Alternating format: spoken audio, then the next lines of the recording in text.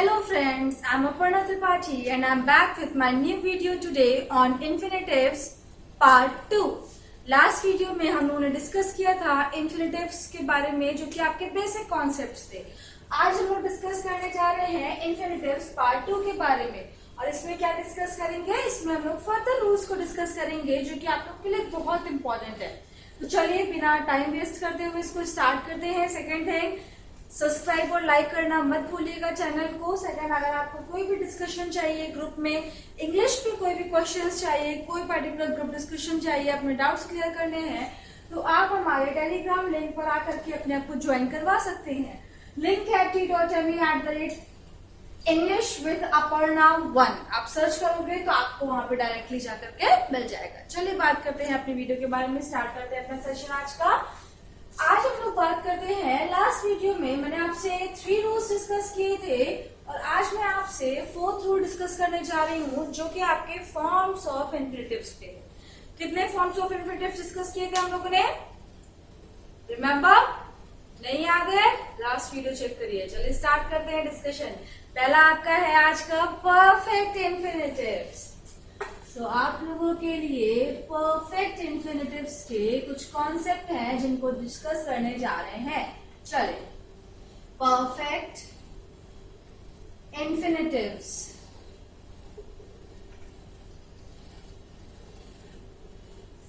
क्या होता है परफेक्ट इन्फिनेटिव क्लास? जब भी हमारे सेंटेंस में कोई भी फाइनाइट वर्ब हो, कोई भी सेंटेंस हो आपके सामने और उसमें फाइनाइट वर्ब हो, फाइनाइट वर्ब के बाद जो भी एक्शन आपका एक्सप्रेस किया गया है, अगर वो एक्शन आपका पास्ट में हो चुका है, मींस कंप्लीट हो चुका है और प्रेजेंट में उस बात को इंडिकेट किया गया है, तो इस सेंटेंस में हम लोग परफेक्ट इन्फिनेटिव का यूज करेंगे। पास्ट में एक्शन कंप्लीट हो चुका है, मतलब वो आपका पूरा हो चुका है और आज आप उस चीज को कहीं ना कहीं इंडिकेट कर रहे हो प्रेजेंट में आकर के, तो इस कंडीशन में यूज करते हैं परफेक्ट इन्फिनेटिव्स। इसके लिए एक फॉर्मूला भी होता है आप लोगों का, 2 plus have plus past participle.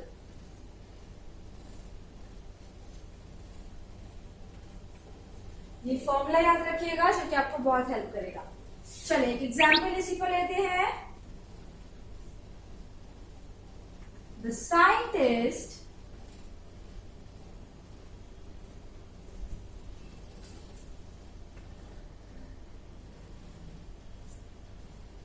scientist claimed to have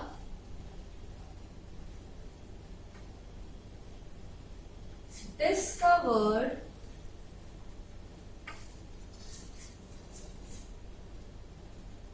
cure for corona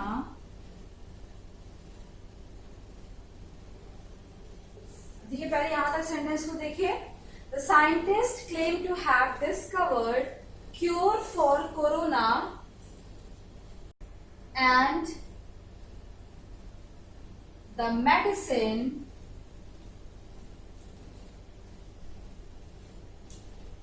will be put on sale very soon. ये आपका एक सेंटेंस है यहाँ पे, the scientist claim to have discovered cure for corona and the medicine will be put on sale very soon. अब इस sentence में सबसे पहले इस एक्सप्रेशन को देखते हैं। और ये एक्सप्रेशन कहाँ पे आया है आपका इस सेंटेंस में, चलिए देखिए। 2 plus have plus discovered, past participle. अब अगर आपसे यहाँ पे बात की जाए क्लास, ये सेंटेंस आपको ये इंडिकेट कर रहा है कि उन्होंने अगर किसी चीज को क्लेम किया है तो इसका मतलब है कि वो उन्होंने मेडिसिन को पहले ही बना लिया होगा या फिर उनके पास उस चीज का पहले ही रिजल्ट उन्होंने ले लिया होगा, कुछ ना कुछ पहले कर लिया है, तभी उस बात को उन्होंने बोला कि हाँ मैं आने वाले टाइम में इस चीज को दूंगा। तो मतलब उनके पास पहले से ही उस चीज का रिजल्ट है। तो पास्ट में जब कोई चीज हो चुकी हो और प्रेजेंट में इंडिकेट करी गई हो तो उस कंडीशन में हम लोग यूज करते हैं आपका परफेक्ट इन्फिनेटिव्स। इसको नोट कर लीजिए या फिर स्क्रीनशॉट लीजिए, फिर नेक्स्ट पार्ट पे आते हैं।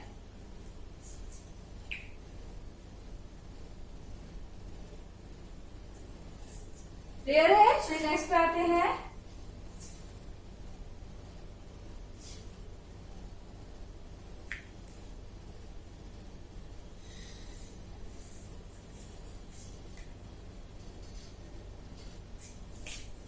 नेक्स्ट है आपका देयर आर फ्यू वर्ब्स, मतलब हम लोग के पास कुछ ऐसे वर्ब्स है जिनके बाद हम लोग इन्फिनेटिव्स का यूज कर सकते हैं, परफेक्ट इन्फिनेटिव्स का, लेकिन अगर जरूरत हो तो verbs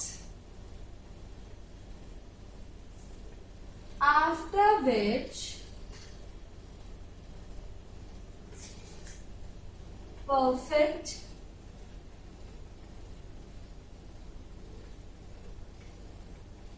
infinitives can be used if needed। कुछ ऐसी वर्ब्स हैं जिनको आप नोट करने जा रहे हैं, इनको नोट कर लीजिएगा, ये बहुत इंपॉर्टेंट है और जरूरत पड़ने पे ही आप इन वर्ब्स का यूज करोगे। deny, confess, admit, appear, recollect, allege, suppose, learn, suspect etcetera. ये वर्ब्स नोट कर लीजिए।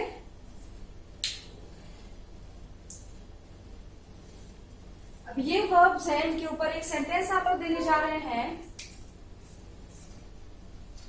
ही appears to be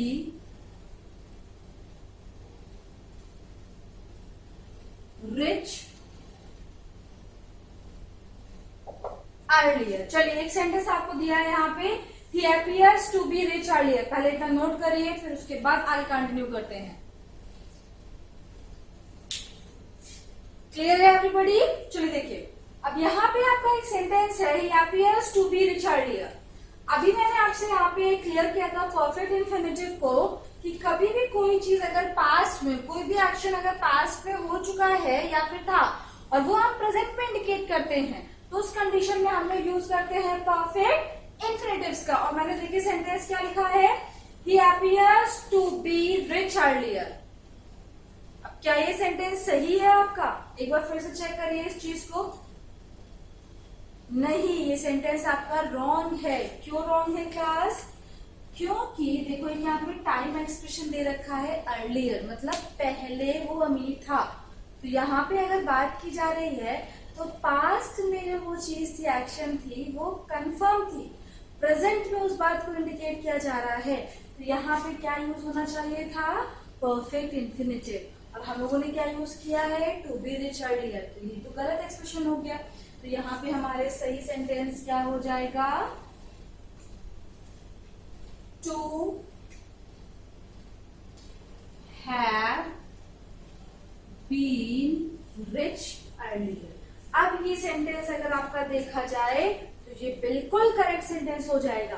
तो बस ये ध्यान रखिएगा कि परफेक्ट इन्फिनेटिव्स बहुत इंपॉर्टेंट है, बट कहाँ पे, किस कंडीशंस में आपको ये बात ध्यान रखनी है कि अगर वहां पे टाइम एक्सप्रेशन पहले का दिया हुआ है तो उस कंडीशन पे आप परफेक्ट इन्फिनेटिव्स का यूज करोगे। और ये जो वर्ब्स हैं इनके बाद हमेशा यूज होगा ऐसा मैंने नहीं बोला, जरूरत पड़ने पर आप यूज करोगे। टाइम दे रखा है पास्ट का तो जा सकता है, टाइम नहीं मेंशन्ड है तो आप इसके बिना भी यूज कर सकते हैं। There are many examples of this type of parts also. इसको नोट कर लीजिए।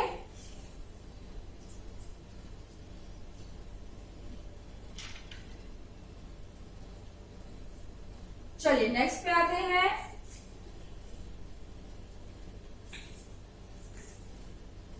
नेक्स्ट है आपका स्प्लिट इन्फिनेटिव्स। स्प्लिट, ये बहुत सुना है आपने, बुक्स में भी इनके बारे में बहुत पढ़ा हुआ है सबने। स्प्लिट इन्फिनेटिव देखिए, जब इन्फिनेटिव्स की बात आती है तो इन्फिनेटिव्स का क्या मतलब होता है, टू प्लस वर्ब की फॉर्म। अब जब टू प्लस वर्ब की फर्स्ट फॉर्म या टू प्लस वर्ब की फॉर्म की बात की जाती है तो आपको यहाँ से चीज क्लियर होना चाहिए कि इन्फिनेटिव का जो एक बॉन्ड है, जो टू प्लस वर्ब का जो एक बॉन्ड है, ये इतना मजबूत बॉन्ड है कि हम इसके मिड में किसी भी एडवर्ब को या एडवर्बियल फ्रेज को एंटर करा के इस बॉन्ड को ब्रेक नहीं कर सकते।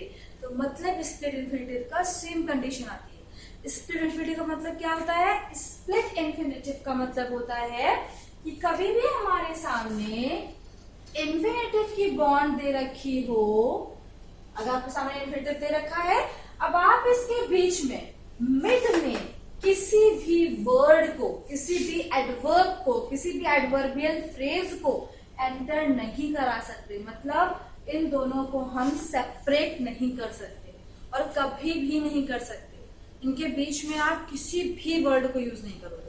अगर वो वर्ड आना चाह रहा है सेंटेंस में सही है तो या तो वो पहले आ जाएगा अपने अकॉर्डिंग, जो भी वर्ड हो, जो भी पार्ट ऑफ स्पीच होगा, या फिर वो इस एक्सप्रेशन के बाद आएगा। बट इनके मिड में हम कभी भी किसी को यूज नहीं करेंगे। बस यही आपका स्प्लिट इन्फिनेटिव है। क्लास क्लियर है सबको? बहुत इजी सा है आई थिंक गाइस। इसके बीच में कुछ नहीं आ सकता, या तो इसके बाद या तो इसके पहले। अब अगर मान लीजिए मैं ऐसे लिख दूं, टू प्लस एडवर्ब प्लस ये, अब ये एक एक्सप्रेशन दिया आपको मैंने, पता ही सही गलत है, सब लोग देखते ही गलत बता दोगे, बिल्कुल गलत है मैम, नहीं आ सकता। क्यों? क्योंकि अभी आपने बोला कि इसके बीच में कोई भी बॉन्ड ब्रेक नहीं होता, कोई भी वर्ड का यूज आप नहीं कर सकते। इसीलिए बस ध्यान रखिएगा कि स्प्लिट इन्फिनेटिव के अकॉर्डिंग इनकी बॉन्ड इतनी मजबूत होती है कि हम इनके बीच में एडवर्बियल फ्रेजेस या एडवर्ब्स को यूज नहीं कर सकते। Example, he asked me to casually work। चलिए सेंटेंस को खुद ब खुद चेक करिए और बताइए सही है कि गलत है। कैसा लग रहा है सेंटेंस आपको खुद? क्लास सही लग रहा है कि गलत लग रहा है? So he asked me to casually work। अब एक सेंटेंस है आपके सामने, ये सेंटेंस देखिए अभी मैंने आपसे डिस्कस किया था स्प्लिट इन्फिनेटिव को कि इसका बॉन्ड कभी भी ब्रेक नहीं होता। अब अगर यहाँ पे बात की जाए तो देखिए यहाँ पे क्या आ गया, two plus adverb plus verb. अब क्या ये सेंटेंस सही है आपका? नहीं, ये बिल्कुल गलत सेंटेंस है। यहाँ पे क्या होगा? क्यों गलत? अच्छा, क्योंकि स्प्लिट इन्फिनेटिव में क्लियर किया गया है कि आपके टू प्लस वर्ब की फॉर्म के बीच में कभी भी कोई एडवर्ब या एडवर्बियल फ्रेज का यूज नहीं किया जाएगा। अब ये आपका देखिए कहां पे जाएगा? वर्ब के बाद, क्योंकि इनके मिड में इसको यूज आप नहीं कर सकते। सेंटेंस क्या हो जाएगा? ही asked me to work casually। ये रहा आपका सही सेंटेंस। तो स्प्लिट इन्फिनेटिव क्या होता है कि आपके टू प्लस वर्ब की फर्स्ट फॉर्म के मिड में कोई भी एडवर्ब या एडवर्बियल फ्रेज का यूज हम नहीं कर सकते। नोट कर लीजिए एग्जाम्पल को, फिर नेक्स्ट पार्ट पे आते हैं क्लास।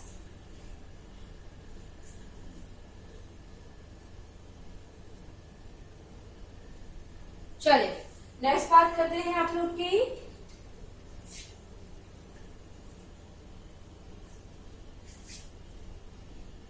रूल नंबर 6 के बारे में।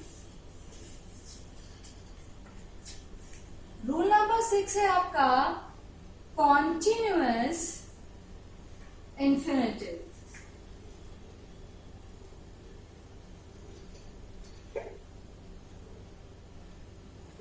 कॉन्टिन्यूअस इन्फिनेटिव क्या होता है क्लास? चलिए इसके बारे में थोड़ा सा डिस्कशन कर लेते हैं आप लोगों से।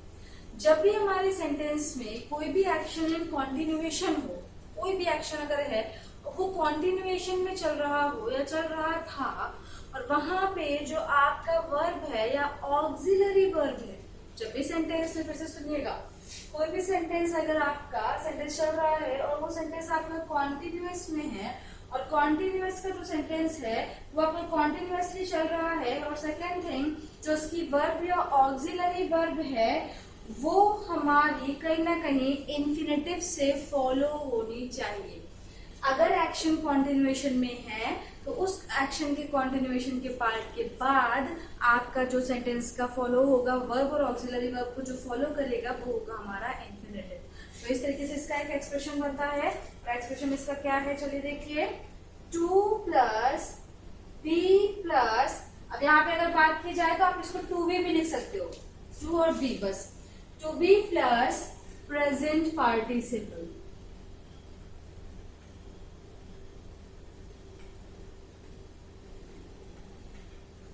प्रेजेंट पार्टिसिपल को कई लोग वर्ब की फोर्थ फॉर्म भी जानते हैं, कई लोग वर्ब की आईएनजी फॉर्म भी जानते हैं। इसको बोलते हैं हम लोग कॉन्टिन्यूअस इन्फिनेटिव। आपको फॉर्मूले इसलिए देती हूँ कि बहुत हेल्प करते हैं और आप इजीली इसको लर्न भी कर सकते हैं। चलो एग्जाम्पल की बात करते हैं आपसे। I happened to be waiting for the bus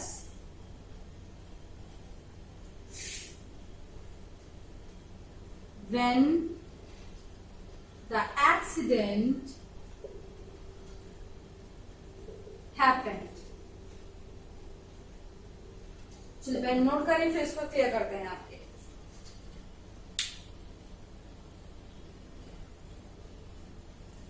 note किया सबने?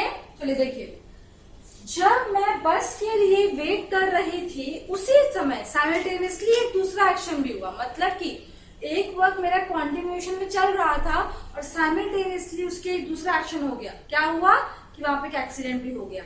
तो जब आपका एक वर्क कॉन्टिन्यूएशन में चल रहा हो, कभी भी कोई भी वर्क आपका कॉन्टिन्यूएशन में चल रहा हो, वर्ब और ऑक्सिलरी वर्ब के बाद अगर आपके इन्फिनेटिव फॉलो होता है और वो वर्क कॉन्टिन्यूएशन में हो तो इसका मतलब होता है कि कॉन्टिन्यूअस इन्फिनेटिव का यूज किया जाता है। मतलब कि साइमल्टेनियसली आपके वर्क वहां पे एक साथ दो वर्क फॉर्म हो जाए। इसको बोलते हैं हम लोग आपका कॉन्टिन्यूअस इन्फिनेटिव। यहाँ तक कोई डाउट, कोई भी आपको क्वेश्चन हो तो आप नीचे कमेंट बॉक्स में जाकर के उस चीज को मेंशन कर सकते हैं या फिर हमारे टेलीग्राम लिंक पर आप उस चीज को पूछ सकते हो। तो इसका आंसर आपको तुरंत मिल जाएगा। इस चीज को आप पहले क्लियर कर लो, स्क्रीनशॉट दीजिए, फिर इसके नेक्स्ट बार।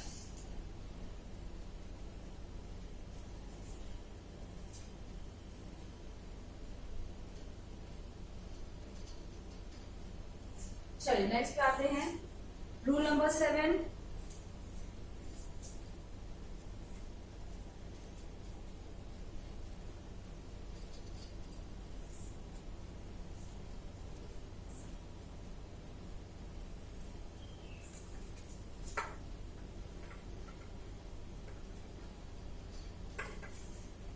रूल नंबर 7 आपका एक जनरल रूल है जो कि हम आपको डायरेक्ट फॉर्मूला लिख के बता दे रहे हैं। इसमें कोई भी एक्सप्लेनेशन नहीं देंगे, सेंटेंस आपको दिखा देंगे, सेंटेंस से आप इस चीज को क्लियर कर सकते हैं।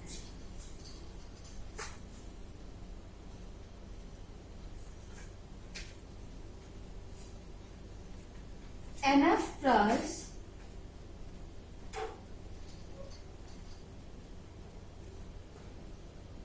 इन्फिनेटिव।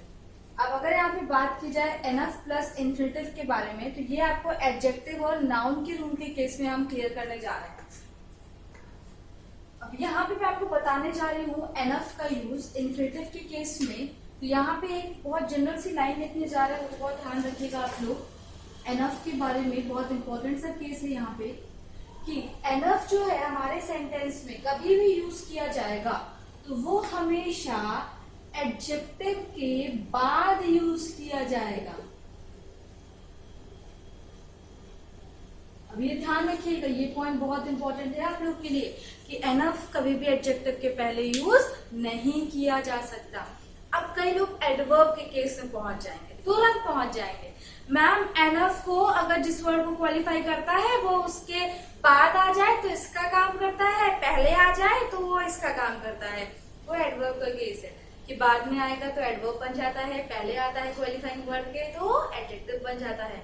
मैं आपको यहाँ पे बहुत क्लियर सी बात बोल रही हूँ, फिर से ध्यान से सुनिएगा कि एडजेक्टिव के बाद ही हमेशा एनफ आएगा। एनफ वर्ड कभी एडजेक्टिव के पहले नहीं आ सकता, और अगर कुछ एडजेक्टिव के पहले आ सकती है तो वो है वेरी का केस। ठीक है, ये चीज बहुत ध्यान से रखिएगा और यहाँ पे फिर इसके बारे में डिस्कशन करते हैं कि एनफ के बाद इन्फिनेटिव का यूज किया जाएगा। तो एक और फॉर्मूला अगर आप चाहो तो इसी में एक्सटेंड कर दे रही हूँ, आप इस फॉर्मूले को ऐसे भी याद कर सकते, ये लीजिए थोड़ा सा इजी बनाते हैं। तो ज्यादा थ्योरी अगर आपको अच्छी लगती है तो मैं थ्योरी लिखवा दूंगी, उसमें कोई इश्यूज नहीं है, बट मुझे ऐसा लगता है कि इंग्लिश को जितना भी फॉर्मूला बेस पे आप याद करोगे वो बहुत आपको हेल्प करेगी। तो एनफ एडजेक्टिव के हमेशा बाद आएगा एंड एनफ के बाद इन्फिनेटिव का यूज किया जाएगा। जैसे कि example, he worked hard enough to qualify the exam। अब देखिए आप एक सेंटेंस है, he worked hard enough to qualify the exam। Hard, harder, hardest क्या हो गया आपका एडजेक्टिव। अब अगर बात की जाए एडजेक्टिव के बाद, तुरंत आपको मैं फॉर्मूला पूरा चेक करवा रही हूँ, देख लीजिए आप लोग। एनफ और एनफ के बाद क्या आया है, टू प्लस वर्ब की फर्स्ट फॉर्म, इसको क्या बोलते हैं इन्फिनेटिव। ये हो गया आपका एक्सप्रेशन क्लियर। अब इस चीज को नोट कर लीजिए, बहुत इंपॉर्टेंट रूल है क्लास, ये बहुत एग्जाम्स में देखने को मिलेगा और ये छोटी छोटी बातें ही आपके एग्जाम्स में एरर्स लेकर के आती हैं। तो कहीं कोई डाउट होता है आप कमेंट बॉक्स में जाकर के पूछ सकते हो। नोट कर लीजिए। फिर नेक्स्ट क्लास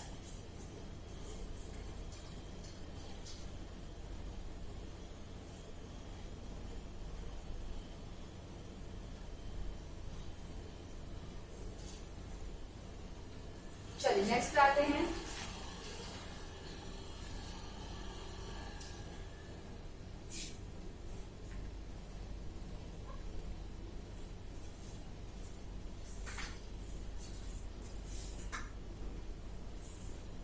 अब यहाँ पे एक रूल नंबर 7 का पार्ट नंबर 2 है कि अगर हमारे सेंटेंस में कभी भी आपके नाउन के लिए कोई बात आ जाती है, नाउन के लिए इन्फिनेटिव का यूज किया जाने की बात आती है, तो अगर सेंटेंस में नाउन के बाद इन्फिनेटिव आता है तो अगर रिक्वायर है सेंटेंस में तो आपके इन्फिनेटिव के बाद प्रपोजिशन का यूज किया जाएगा। इफ रिक्वायर्ड, जरूरी नहीं कि हर जगह पे प्रपोजिशन आपको इन्फिनेटिव के बाद मिल ही जाए, बट अगर नाउन के बाद इन्फिनेटिव आया है और अगर सेंटेंस को उस चीज की जरूरत लग रही है कि हाँ उसके बिना मैं इनकम्प्लीट हूँ, तो सेंटेंस में आपके इन्फिनेटिव के बाद प्रपोजिशंस का यूज किया जाता है। बट अगर कंडीशन नहीं है, कोई नीड नहीं है सेंटेंस में, तो आप बिना प्रपोजिशन के भी सेंटेंस को सही मान सकते हैं। इसके लिए आपको translation, Hindi grammatical Hindi translation जो है वो आपको एग्जाम्स में बहुत हेल्प करेगा। अपना हिंदी ट्रांसलेशन अच्छा करिए अपने सेंटेंस के वर्ड्स का। सेंटेंस को देखिए क्या लिखा है, उसका मतलब समझने की कोशिश करिए। जब आप उस चीज को ट्रांसलेट करके उसका मतलब समझोगे हिंदी में, तो आपको कुछ समझ में आ जाएगा कि चीज सही है या फिर गलत। चलिए एग्जाम्पल लेते हैं, आपके सामने नाम देखिए इसमें, I have no house to live in. अब एक सेंटेंस है आपके सामने, I have no house to live in. चलिए सबसे पहले हाउस क्या है, नाउन, टू लिव क्या है आपका इन्फिनेटिव,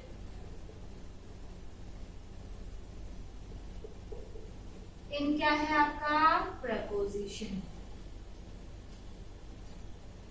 ये एक सेंटेंस है आपके सामने। इस सेंटेंस में अगर हम बात करी जाए तो I have no house to live in, यहाँ पे मैंने इन का यूज किया है आपके इन्फिनेटिव के बाद, मतलब एक प्रपोजिशन का यूज किया है। और अभी रूल क्या बोला था कि अगर सेंटेंस को नीड होती है, जरूरत होती है, तो आप सेंटेंस में नाउन के बाद इन्फिनेटिव अगर आया है तो इन्फिनेटिव के बाद हम प्रपोजिशन का यूज कर सकते हैं। एक सेंटेंस और है आपके सामने लिखने जा रही हूं, that was a sight to see. दो सेंटेंस है यहाँ पे, जल्दी से देखिए। साइट हो गया नाउन, टू सी क्या है ये एक्सप्रेशन आपको अब तो क्लियर हो चुका होगा सभी को, क्या है ये इन्फिनेटिव। देखिए सेकंड वाले सेंटेंस में हमने प्रपोजिशन का यूज नहीं किया और फर्स्ट वाले सेंटेंस में प्रपोजिशन का यूज किया गया है। इस सेंटेंस में यूज किया गया, इस सेंटेंस में नहीं यूज किया गया, तो दोनों सेंटेंस आपके बिल्कुल करेक्ट हैं, इन दोनों में कोई भी मिस्टेक नहीं है। बट सेंटेंस को आपको पढ़ करके चेक करना है कि अगर सेंटेंस में कहीं ना कहीं नीड लगती है तो आप यूज करोगे, मतलब प्रपोजिशन वहां पे फिट हो। अब ऐसा नहीं यहाँ पे हम लगा दे कि that was a sight to see with, क्या यहाँ पे विथ जा सकता है आप देखने के लिए? बिल्कुल गलत जाएगा, आप खुद ही इसको पढ़ के समझ के देख लो। टू सी टू नहीं जा रहा है, फॉर फ्रॉम कुछ भी नहीं यहाँ पे यूज कर सकते हैं। लेकिन घर में हम रहते हैं, वो घर, यहाँ पे सेंटेंस क्या था, आई हैव नो हाउस, मेरे पास कोई भी घर नहीं है रहने के लिए। यहाँ पे एक पर्पस, एक पर्टिकुलर सेंटेंस में एक पोजीशन की बात की गई है, तो उसलिए मैंने यहाँ पे माइन्यूट से आपसे बात कर रहे हैं कि प्रपोजिशन का यूज इस सेंटेंस में नीड पड़ी तो लगा दिया। अब यहाँ पे हम जबरदस्ती in, to, from, on, upon, on to, इन सब का यूज नहीं करेंगे। बिसाइड आपको लोग बहुत सारे हैं, कोई फिक्स करके देख लें, तो ऐसे जबरदस्ती कोई भी प्रपोजिशन को फिक्स आप नहीं करोगे। ये छोटे छोटे रूल्स हैं, बट एग्जाम में आपको काफी हेल्प कर सकते हैं। स्क्रीनशॉट लीजिए, फिर next.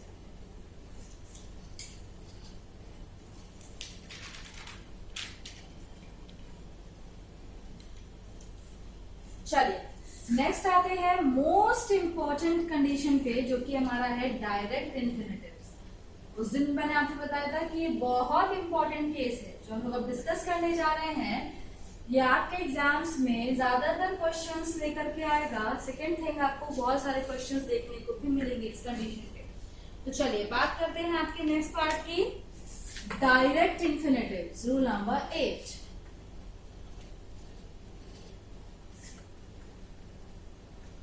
Direct infinitives.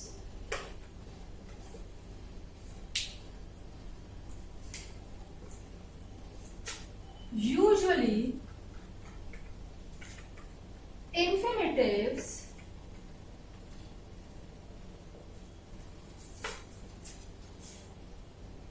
without to are known as direct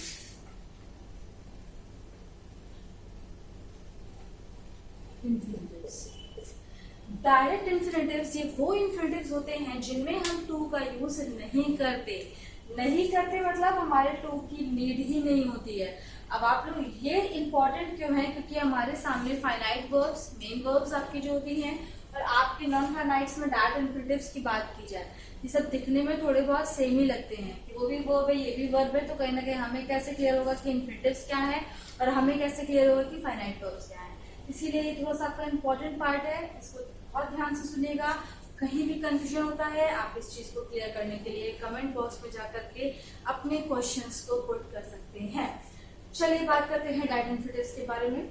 जब हमारे सेंटेंस में बिना टू के कोई भी इन्फिनेटिव आता है तो उसको हम बोलते हैं direct infinitive. Next case, I am going to write some verbs after which direct infinitives can be used. Point number 1, verbs after which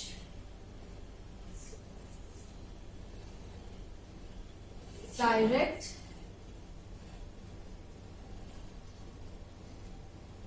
infinitives can be used. चलिए लिखते हैं verbs आपकी।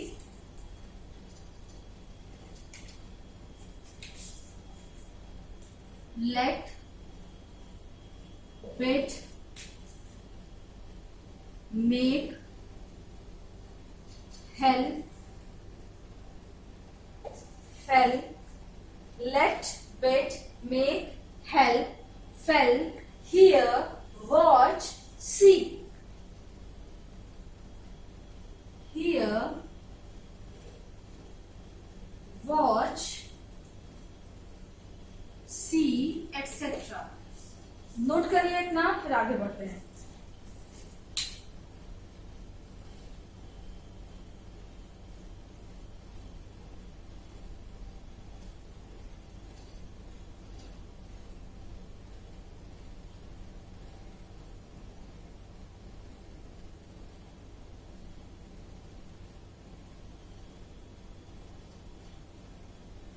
चलिए नेक्स्ट पे आते हैं, इसी में आगे बढ़ते हैं। इतना लिख लीजिएगा। इसका एक नेक्स्ट पॉइंट लिख रहे हैं, इनके बाद डायरेक्ट इंफिनिटिव कब आएगा? When verbs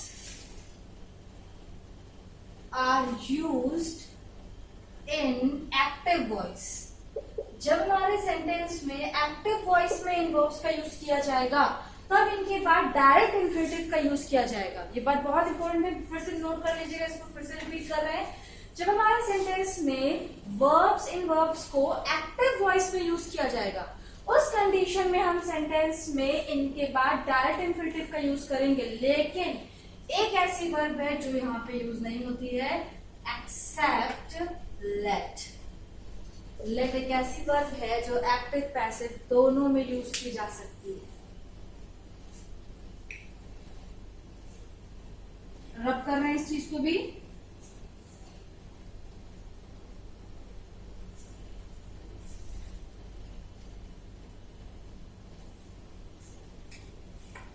Point number 2, let is always followed by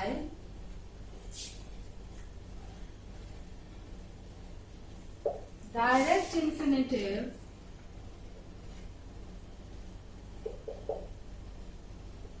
in active and passive voice। यहाँ पे मैंने बताया था आप लोगों को कि लेट के केस में थोड़ा सा चेंजेस आ जाते हैं। वो चेंजेस ये हैं कि लेट को एक्टिव और पैसिव दोनों कंडीशंस में उसके बाद डायरेक्ट इंफिनिटिव का यूज कर सकते हैं। बट जो आपकी ये वर्ब्स हैं ये जब एक्टिव वॉइस में होंगी तभी इनके बाद डायरेक्ट इंफिनिटिव का यूज किया जाएगा। नोट कर लीजिए इस बात को, फिर नेक्स्ट किया जाए।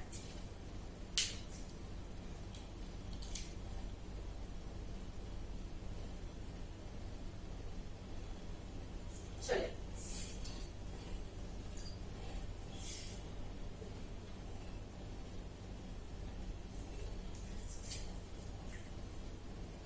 एग्जाम्पल है,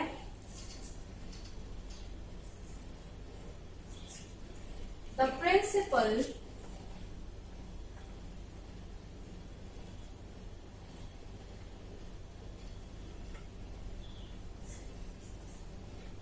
let him go out। देखिए एक सेंटेंस है, the principal let him go out। ये हो गया आपका डायरेक्ट इंफिनिटिव का केस। क्लियर है यहां तक? कोई डाउट किसी को? The principal let him go out।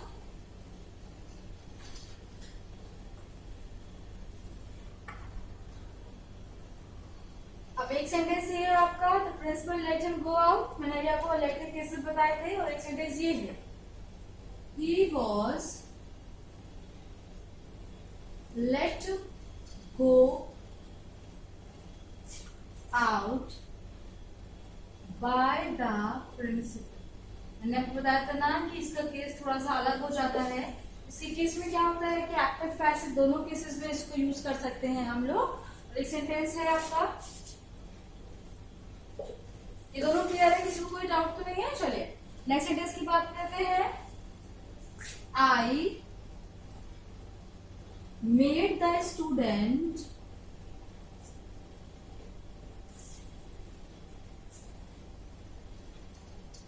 Go out of the class. यहाँ पे अगर आपसे बात की जाए तो दो सेंटेंसेस हैं, I made the student go out of the class, I made the student write an essay. आप कोई भी सेंटेंस लिख सकते हो।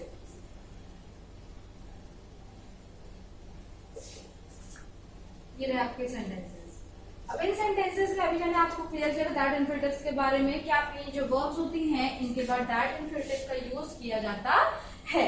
अब इन वर्ब्स के साथ क्या होता है? डायरेक्ट इंफिनिटिव आता है। लेकिन लेट के साथ क्या होता है? पैसिव एक्टिव दोनों केसेस आते हैं। बट यहाँ पे ध्यान रखिएगा कि ये जो आपके केसेस चल रहे हैं ये सब एक्टिव वॉइस के केसेस हैं। पैसिव के केसेस में ऐसा आपकी कंडीशन नहीं आएगी। नोट करिए इतना, या स्क्रीनशॉट लीजिए, फिर नेक्स्ट आ जाए।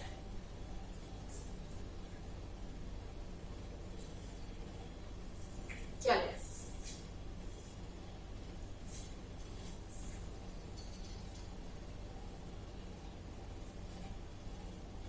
नेक्स्ट है आपका डायरेक्ट इन्फिनेटिव्स के केसेस अभी चलेंगे कुछ फ्रेजेस के ऊपर. Some phrases are there after which we can use that infinitives like would better,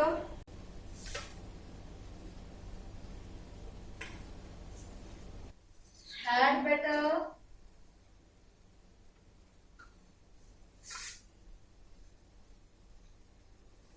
would rather,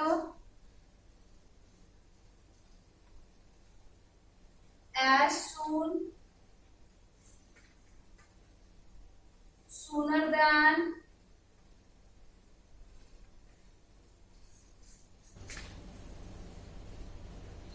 etc. ये कुछ सम फ्रेजेस होते हैं जिनके बाद, इन फ्रेजेस के बाद भी आप लोगों को डायरेक्ट इन्फिनेटिव का यूज मिलेगा.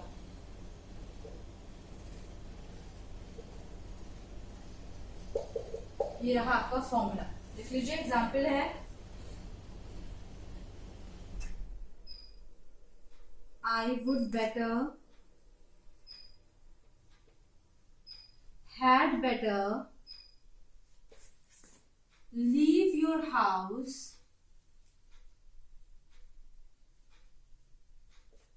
I would better, had better, leave your house at once. देखिए यहाँ पे सेंटेंस ऊपर फॉर्मूला पढ़िए. Would better, had better, would rather, as soon, sooner than, etcetera. इन सब के बाद हमारे किसका यूज किया जाता है? डायरेक्ट इन्फिनेटिव्स का. और यहाँ पे देखिए formula would better, had better plus leave. Leave मतलब हो गया आपकी डायरेक्ट इन्फिनेटिव वर्ब की फर्स्ट फॉर्म. देखिए जल्दी से इसको लिखिए फिर नेक्स्ट आ जाए.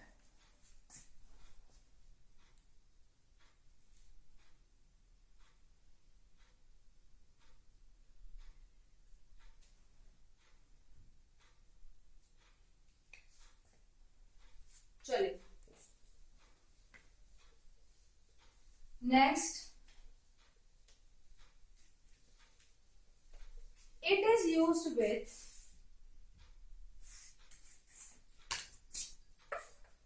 it is used with but then except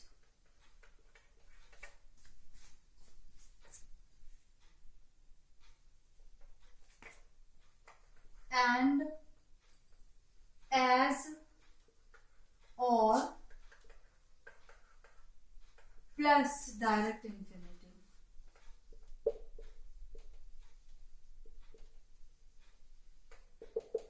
चलिए ये जल्दी से फॉर्मूला नोट करिए कि but than except and as और के बाद भी डायरेक्ट इन्फिनेटिव का यूज किया जाता है. जल्दी से इसको नोट कर लीजिए फिर एग्जाम्पल पे आते हैं. चलिए, it did nothing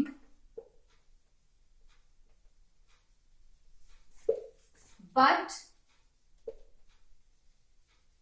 make us ridiculous.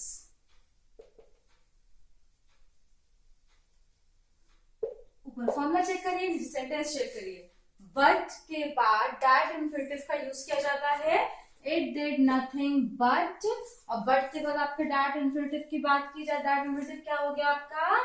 ये हो गया आपका डायरेक्ट इन्फिनेटिव. बिना टू की फॉर्म को बस हम लोग डायरेक्ट इन्फिनेटिव कह देते हैं. स्क्रीनशॉट या फिर नोट कर लीजिए. नेक्स्ट रूल जाते हैं.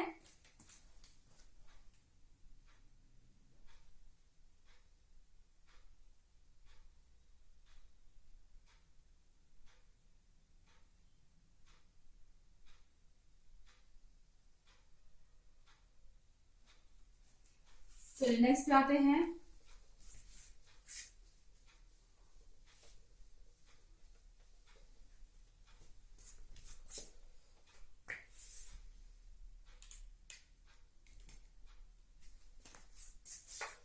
नीड एंड देयर के यूज के साथ.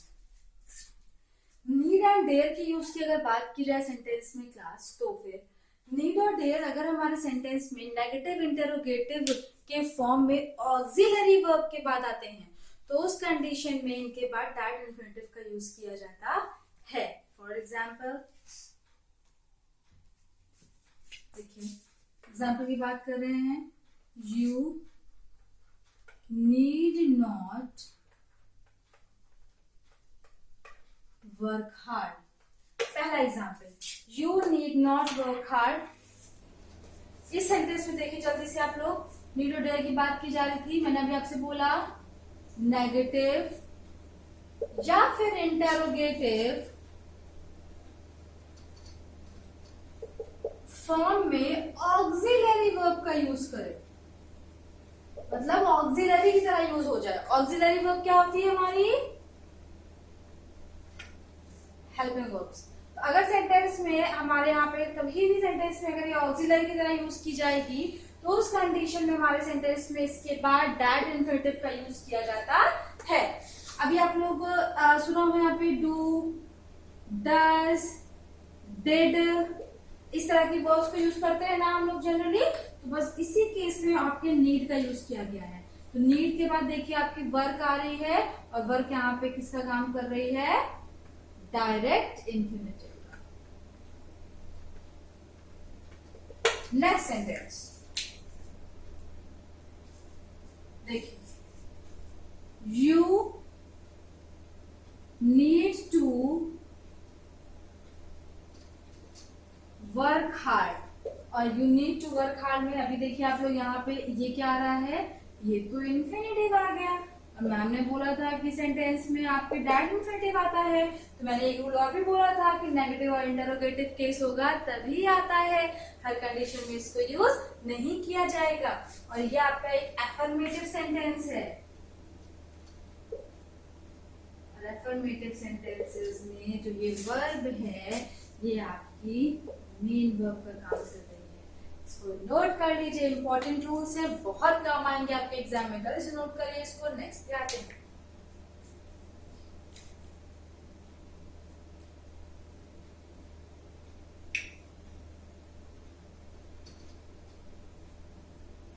चलिए नेक्स्ट पे आ जाए।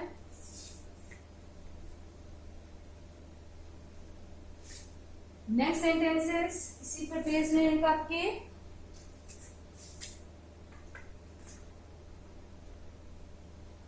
Dare he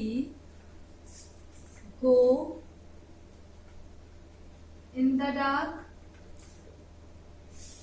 और एक सेंटेंस और है आपका, Does he dare to go in the dark? देखिए दो सेंटेंसेस हैं, वो दोनों सेंटेंसेस में थोड़ा सा डिफरेंशिएट करते हैं। चलिए सबसे पहले इंटरोगेटिव केसेस, ऊपर सेंटेंस पे आते हैं। Dare he go in the dark? Dare आ रही है वर्ब आपकी यहाँ पे, मैंने क्या कहा था, ये किसकी तरह काम करेगी? ऑक्सिलरी की तरह अगर काम करेगी तो इसके बाद क्या आएगा? Direct infinitive. यहाँ पे देखिए किसका काम कर रही है? ये ऑक्सिलरी की। इसके बाद ये क्या आ रहा है आपका? डायरेक्ट इन्फिनेटिव आ रहा है।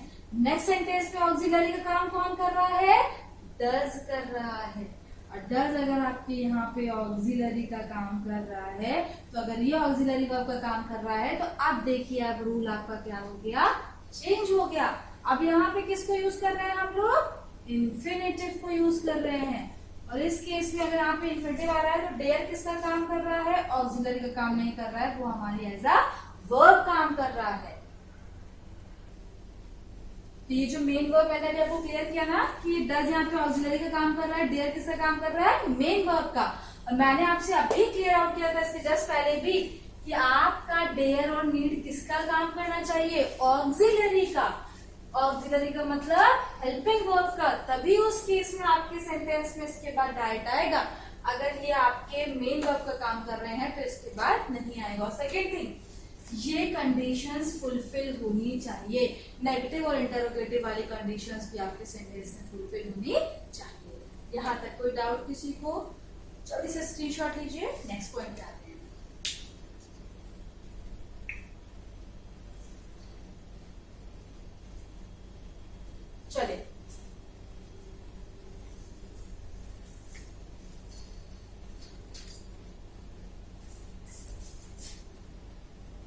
चलिए नेक्स्ट पे आते हैं। Why not why plus direct infinity. अब देखिए ये आपके सामने एक मैंने फॉर्मूला लिखा हुआ है, फॉर्मूला भी आप इनको याद करोगे या देखोगे तो आपको बहुत इजी मिलेंगे। वाई नॉट वाई के बाद डायरेक्ट इन्फिनिटिव का यूज करते हैं। ये आपको जो मूवीज में सबटाइटल्स होता है उसमें आपने देखा होगा कि स्पोकन लैंग्वेज में इस तरीके से यूज करते हैं, और आप लोगों ने मूवीज में बहुत इसको देखा होगा कहीं ना कहीं। Why not rest here, why we can not do this work. इस तरह के काफी सेंटेंस होते हैं जो हम लोग सुनते हैं या फिर मूवीज में देखते हैं। चलो एग्जाम्पल्स लेते हैं इसके। Why not rest now. Rest क्या हो गया? रेस्ट क्या हो गया आपका? Direct infinitive. वाई नॉट क्या हो गया? आपका पहला एक्सप्रेशन। वाई नॉट के बाद क्या आएगा? Direct infinitive. चलिए एग्जाम्पल और लेते हैं। Why stay here. आपको ये भी इंटरोगेटिव सेंटेंस। चलिए देखिए, वाई के बाद क्या आएगा? Direct infinitive. वाई के बाद क्या आया हुआ है? स्टे। वर्ब की कौन सी फॉर्म है? First form. तो ये आपका क्या हो गया? Direct infinitive. इन दोनों को एग्जाम्पल्स भी नोट कर लीजिए। कोई डाउट हो कमेंट बॉक्स में जाकर के आप इसको पूछ सकते हैं।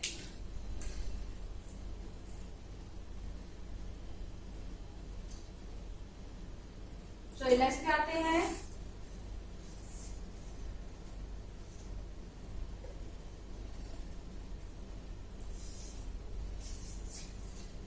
नेक्स्ट है आपका formula have plus object plus direct infinitive.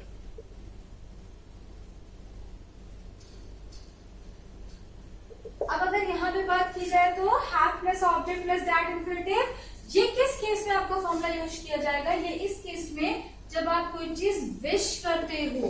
किसी चीज को विश करने के लिए हम लोग सेंटेंस में have plus object plus direct infinitive का यूज करते हैं। एग्जाम्पल, आई विल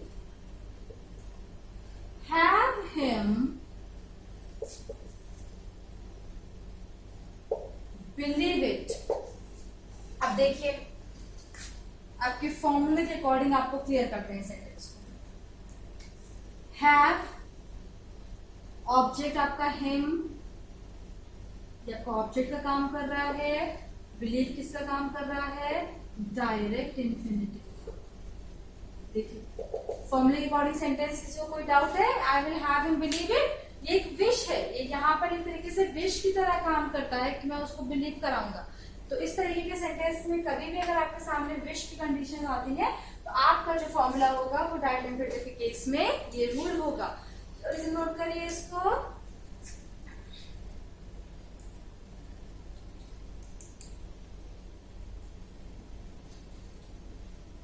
नेक्स्ट,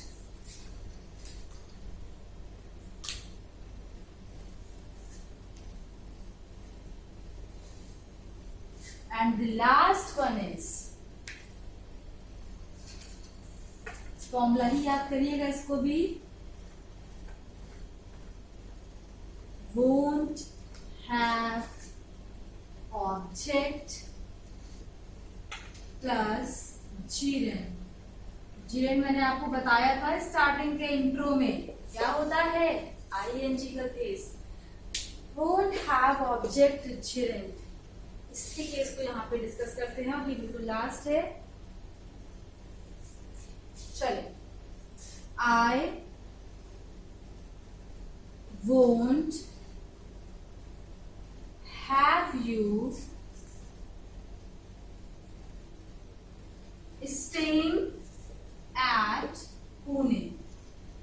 ये हमारा स्पोकन के केसेस में कुछ यूज किए जाते हैं। इसका मतलब है कि मैं आपको अलाउ नहीं कर रहा कि आप यहाँ पे रहो।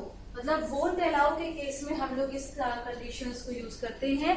जहां पे आप किसी को मना करना चाहते हो वहां पे आप इस तरह के सेंटेंस के फॉर्मूले को इंडिकेट करके एक सेंटेंस का फॉर्म ले सकते हो। Won't have object you, gerund आपका स्टेइंग एट पुणे। तो हमारे सेंटेंस में कभी भी अगर आपके सामने इस तरह के केसेस आए तो बहुत ध्यान से आपको याद रखना है कि आपके डायरेक्ट इन्फिनिटिव्स का केस कहीं ना कहीं आपके लिए थोड़ा सा इम्पोर्टेंट है और ये रूल्स आपको एग्जाम में बहुत हेल्प करेंगे। चलिए क्लास बात करते हैं। आज का सेशन अगर आपको अच्छा लगा हो तो लाइक कर दीजिएगा। कमेंट बॉक्स में आप अपने कमेंट्स को भी ड्रॉप कर सकते हैं। कोई भी डाउट होता है आप तुरंत आकर के इस लिंक पे टेलीग्राम पे आकर के पूछ सकते हैं या फिर आप कमेंट के थ्रू भी हमसे पूछ सकते हैं। मैं आपको उस चीज के लिए तुरंत हेल्प करूंगी। और सेकंड थिंग, कुछ क्वेश्चंस मैं आपके टेलीग्राम पे CHSL से रिलेटेड आज शाम तक ड्रॉप करूंगी। अगर आप आते हो ग्रुप पे, आप ऐड होते हो तो आपको बहुत हेल्प मिलेगी। और नेक्स्ट वीडियो आपकी इसी के आगे नॉन फाइनाइट वर्ब्स को कंप्लीट करते हुए होगी। आज आपका इन्फिनिटिव्स बिल्कुल कंप्लीट हो चुका है लास्ट वीडियो और आज की वीडियो को देखते हुए, जिसमें से direct infinitive most important part था। So stay blessed, stay at your home and stay safe. Thank you for watching this channel.